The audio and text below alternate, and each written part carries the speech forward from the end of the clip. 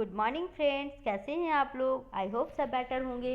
तो दोस्तों आज मैं फिर से आप लोगों के लिए EPS 07 का वीडियो लेके आई हूँ, इम्पॉर्टेंट क्वेश्चन सीरीज। तो सबसे पहले क्वेश्चन है, संवहन सिद्धांत किसे कहते हैं उसके बारे में बताइए, उसके बारे में विस्तार से लिखिए। तो ऐसे क्वेश्चन आएंगे और आप लोग इतने सीनियर क्लासेज में हैं तो आप लोग इतने तो अंडरस्टैंड हैं ही। तो चलिए मैं आप लोगों को समझाती हूँ कि संवहन सिद्धांत क्या होता है। ठीक है, इस सिद्धांत के प्रतिपादक चार्ल्स केगली। कौन है? चार्ल्स केगली और विटकॉफ। नाम सुन लिए ध्यान से, चार्ल्स केगली और विटकॉफ। 1993 में प्रकाशित अपने एक लेख उन्होंने मानवीय प्रकृति की यथार्थवादी धारणा को स्वीकार किया है।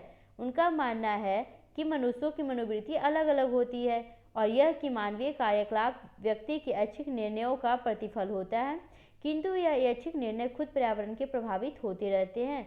उदारवादी नहीं मानते कि अंतर्राष्ट्रीय संबंध अराजक है। उसके मत में अंतर्राष्ट्रीय प्रणाली आदेशांतरी अंतःक्रियाओं पर आधारित हो चुकी है और इसी के फलस्वरूप उनके बीच सहयोग क्षेत्र बने हैं। बढ़ती संस्कृति समरूपता तथा आर्थिक एवं सामाजिक निर्भरता विभिन्न समाजों एवं सरकारों को एक ही धागे में गूंथती जा रही है। अनेक अंतर्राष्ट्रीय एजेंसी प्रणाली जैसे विश्व व्यापार संगठन देशों को भी संवहन प्रोत्साहन दे रही है। क्षेत्रीय व विश्व स्तर पर दोनों के बीच पारस्परिक निर्भरता बढ़ाने के काम में उदारवादी गैर राज्यीय ताकत जैसे गैर सरकारी संगठन, क्षेत्रीय संगठन आदि की भूमिका पर विशेष बल देते हैं। उदारवादी स्वीकार नहीं करते कि दुनिया एकल ध्रुवीय हो गई है। उदारवादी क्या स्वीकार नहीं करते कि दुनिया एकल ध्रुवीय हो गई है। उनके अनुसार शीत युद्धोत्तर काल की दुनिया बहुध्रुवीयता की ओर बढ़ रही है। इसके साथ देशों के बीच मौजूद अविश्वास तनाव कम करने के लिए अंतर्राज्यीय सहयोग का भी बढ़ता जा रहा है। विश्व के देशों का पारस्परिक निर्भरता ही वह कारण है जिसके चलते सभी सरकारें परमाणविक हथियारों की बढ़त, आर्थिक मंदी, ओजोन क्षरण, जलवायु में परिवर्तन, एड्स के मुद्दों के प्रति बराबर ढंग से सजग हो सकी है। आम सरकार की ये मुद्दे देशों के बीच मौजूद पारस्परिक निर्भरता का इजहार करते हैं। विद्वानों को चाहिए कि वे संवहन के संदर्भ में इन समस्याओं की जांच पड़ताल करें।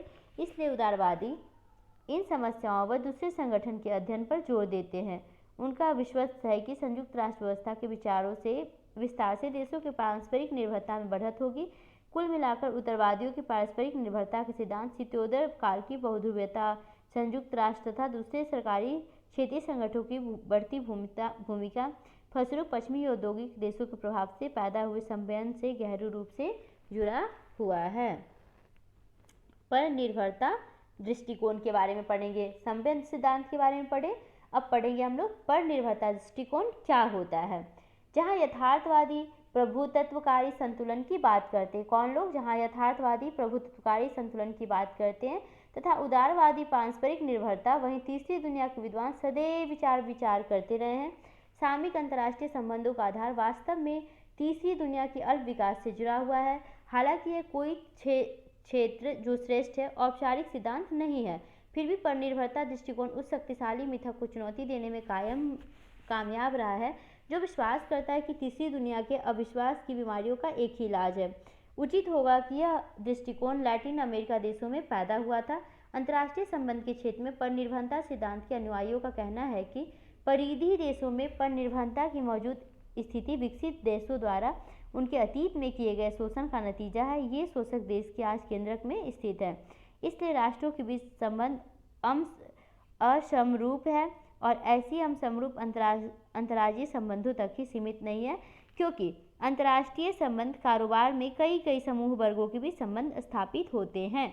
ऐसे संबंध देशों अंदर बाहर या उनके बीच कहीं भी बन सकते हैं।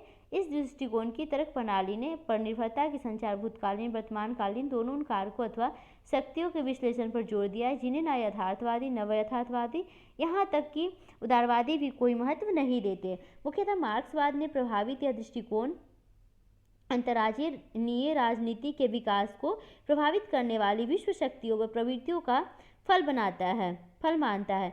यह विकास अतीत और वर्तमान दोनों ही स्थिति में असमान रहा है। तो दोस्तों आपका परनिर्भरता दृष्टिकोण और संवहन सिद्धांत दो टॉपिक कंप्लीट हो चुका है, दो इंपॉर्टेंट क्वेश्चंस कंप्लीट हो चुके हैं।